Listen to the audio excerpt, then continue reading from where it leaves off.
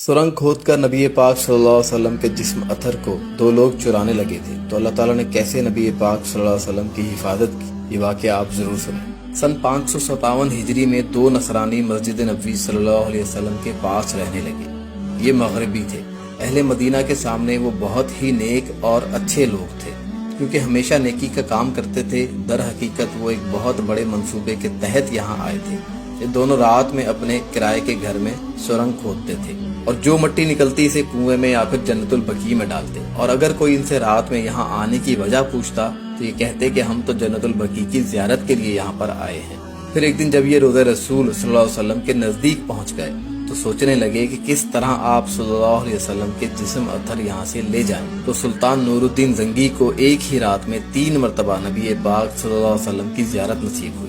पहली मरतबा तो ये घबरा कर उठे और नफिल अदा करके सो गए, मगर एक ही ख्वाब 3 मरतबा आया।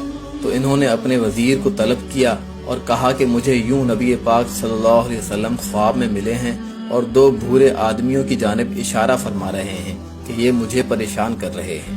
ख्वाब सुनने के बाद वजीर के मशवरे पर सुल्तान सऊदी अरब रवाना हो गए। 20 दिन का रास्ता दिन रात का सफर करके 16 दिन में तय किया। साथ में बहुत सारा मालो मता लेकर चले। जब मस्जिद नबी सल्लल्लाहु अलैहि वसल्लम में पहुंचे तो नमाज अदा की और ऐलान कर डाला कि मदीने शरीफ में जितने भी लोग हैं वो मुझसे मिलने आए, मैं उन्हें इनामात से नवाजूंगा। हुक्म बजा लाते हुए पूरा मदीना हाजिर हुआ तो सुल्तान को 2 भूरे रंग के आदमी नजर न आए। अहले मदीना से पूछा गया कि कोई रह तो नहीं गया।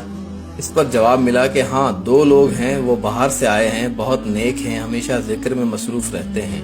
बस फिर सुल्तान ने हुक्म दिया कि उन्हें मेरे पास लाया जाए। इन्हें देखते ही समझ गए कि ये तो वही हैं जिनकी तरफ आप सल्लल्लाहु अलैहि वसल्लम ने इशारा किया था।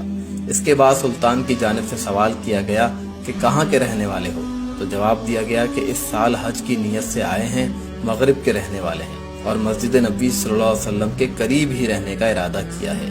इसके बाद सुल्तान मदीना के कुछ लोगों के साथ इनकी रिहाइश गाह की जानिब रवाना हुए तो गौर और फिक्र से मुआयना करने लगे।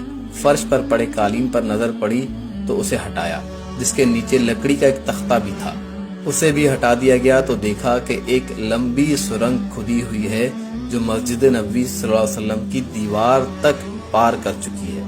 मजीद ये कि सारा मामला मदीने वालों के सामने आ गया, जिसके बाद सुल्तान ने इनकी गर्दनें उड़ा दी। इसके बाद मदीने के रिहायशियों पर दहशत तारी हो गई, क्योंकि वो इन्हें तो बहुत अच्छा इंसान समझते थे।